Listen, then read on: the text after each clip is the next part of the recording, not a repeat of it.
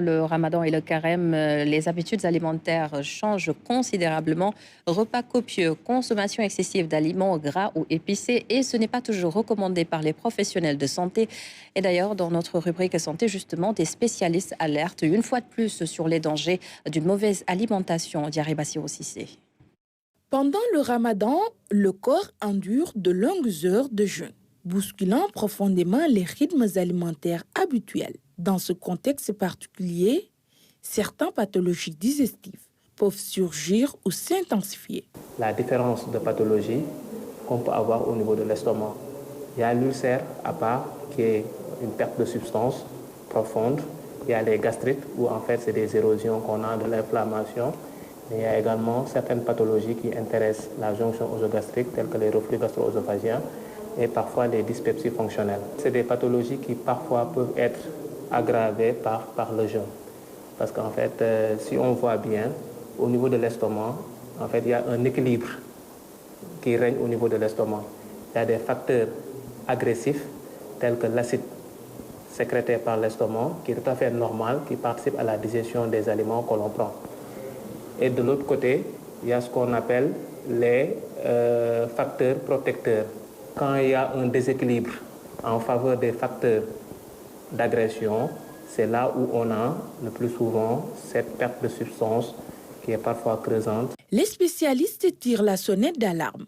Certaines pratiques et habitudes alimentaires constituent de véritables pièges pour l'estomac et peuvent aggraver les troubles gastriques. Bon, c'est connu, hein? Donc le tabac, ça favorise ou bien ça déclenche par moment les symptômes, les manifestations. L'autre recommandation également qu'on aimerait donner, surtout pour les patients qui ont des symptômes de reflux gastro-œsophagien, d'essayer quand même de dîner très tôt, si possible. Parce que quand on dîne tôt, on a le temps de digérer avant d'aller au lit. Donc ça minimise ou bien ça diminue de façon considérable les symptômes de reflux, c'est-à-dire les remontées, la dyspepsie, l'épirosis, ça réduit ça de façon considérable. L'autre chose également, en fait, essayer de manger léger le soir. C'est important aussi parce qu'en fait, quand on mange léger, les aliments légers sont plus faciles à digérer. Les pathologies digestives hautes n'aiment pas l'acidité, n'aiment pas ce qui est amer, n'aiment pas ce qui est pimenté. Pour préserver son bien-être général tout au long du mois sacré, les médecins recommandent une alimentation saine, équilibrée et progressive. On a besoin pour la rupture avoir au moins un apport en sucre rapide. L'apport en sucre rapide, c'est quoi? Il suffit juste d'avoir 1 à 5 dattes pour des personnes non diabétiques et bien portantes. Et après, prendre une boisson chaude. Là, c'est important. La boisson chaude aussi, sucrée légèrement. Mais aussi, on a besoin de prendre un féculent, c'est-à-dire un aliment qui nous apporte un sucre lent.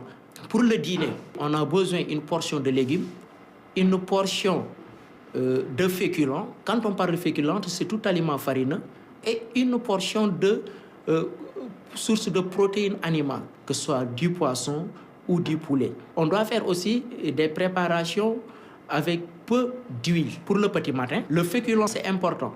Ça nous permet d'avoir de l'énergie disponible à long terme. Ou bien on l'associe avec des légumes, où on prend après un fruit. Au moins, on doit prendre demi-litre d'eau le matin.